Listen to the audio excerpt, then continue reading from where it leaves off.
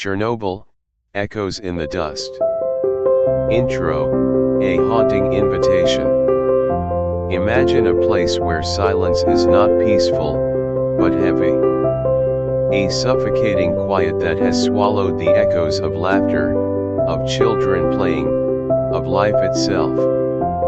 This is a city where time did not just stop, it was executed. Where the ghosts are not specters in the night, but the possessions left behind, a single child's shoe in the dust, a diary open on a desk, a rusted Ferris wheel that never felt the grip of a living child's hand. Welcome to Deeliest Earth. Chapter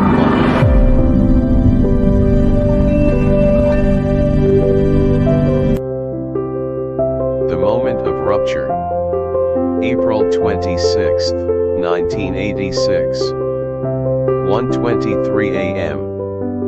Deep within the sterile halls of the Chernobyl nuclear power plant, a routine safety test spiraled into an unthinkable chain reaction. The core of reactor number 4 became a runaway star on Earth. In a cataclysmic blast, the 2,000-ton concrete lid was blown off like a bottle cap. The sky didn't just light up, it burned. A pillar of incandescent blue light, caused by ionized air, shot into the heavens. It was beautiful, and it was utterly lethal. Chunks of graphite, hotter than lava and infinitely more poisonous, were scattered across the roof like demonic hail. The air filled with the taste of metal and ozone, the first, invisible bite of radiation. In that single moment, the plant released over 400 times more radioactive fallout than the Hiroshima atomic bomb, an invisible plague cast upon the winds. Chapter 2, The Great Lie and the Abandonment. Just a few kilometers away, the model Soviet city of Pripyat slept. 50,000 souls, parents, factory workers, children who had played in the park just hours before were completely unaware that their world had ended while they dreamed.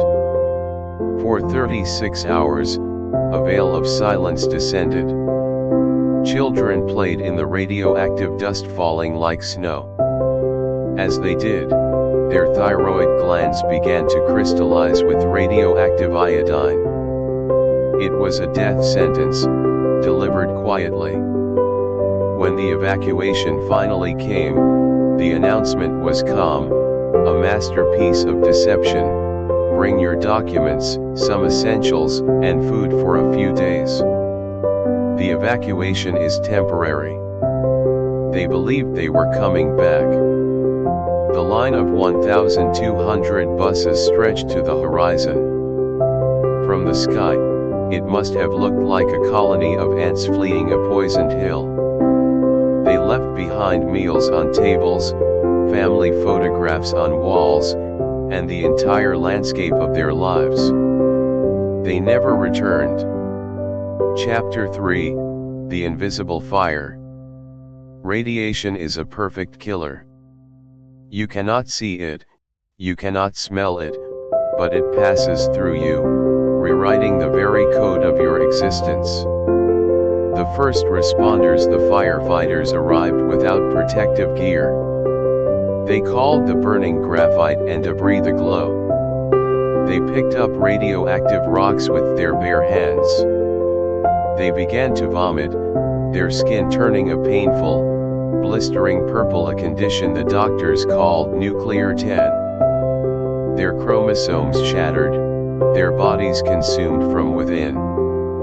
They were buried in zinc coffins, sealed under concrete, because their very corpses were a toxic hazard. Even today, the red forest, a swath of pine trees that turned a sickening ginger brown as they died, remains one of the most contaminated places on Earth. The soil itself holds a memory of the blast, a poison that will outlast every empire we have ever built. Chapter 4, The City of the Dead. To walk through Pripyat today is to witness a slow-motion funeral. Nature is reclaiming the city in a violent, beautiful, and terrifying embrace. Concrete staircases crumble under the weight of creeping ivy. School hallways are littered with gas masks, their empty eye sockets staring into nothingness, giving the place the feeling of a catacomb for a forgotten war.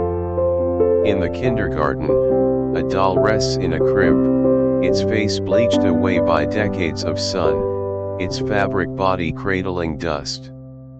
It is not a toy anymore, it is a relic. The Grand Amusement Park, scheduled to open for May Day celebrations just days after the disaster, stands as a monument to a future that never was. The bumper cars are frozen in their track, the Ferris wheel's gondola sway in the wind, carrying nothing but the weight of a broken promise. The silence here is not empty, it is alive. It is a pressing, watchful silence that makes the back of your neck prickle. It is the sound of 50,000 stories, cut short. Chapter 5, The New Inhabitants, Mutations and Phantoms. In the absence of man, the wild has returned. But this is not a pristine Eden. It is a distorted mirror. Wolves with milky eyes prowl the decaying buildings. Insects grow to unnerving sizes. Trees display bizarre, cancerous growths known as witches' brooms. The local folklore is steeped in new terrors, stories of giant catfish lurking in the cooling canals, of ghostly figures in the windows of apartment blocks, the shadows of Pripyat. Some visitors report a sudden, overwhelming sense of dread in certain rooms. Geiger counters chatter maniacally near patches of innocuous-looking moss. Electronics flicker and die for no reason. Is it radiation, or is it something else? Is the land itself now haunted, not just by memory, but by the physical poison that has seeped into its soil, its water, its very soul? Chapter 6, The Tomb We Built. The shattered heart of reactor number 4 still beats with a deadly rhythm. To contain it, humanity has built a tomb. First, a concrete sarcophagus that cracked and leaked. Now, a monumental steel arch, slid into place over the ruin, the largest movable structure ever built. It is a testament to our ingenuity, and a permanent monument to our failure. This new safe confinement will last a century, maybe more. But beneath it, a radioactive lava of melted fuel, corium, still simmers. It is a sleeping dragon. Experts warn that the area will not be safe for human life for at least 20,000 years.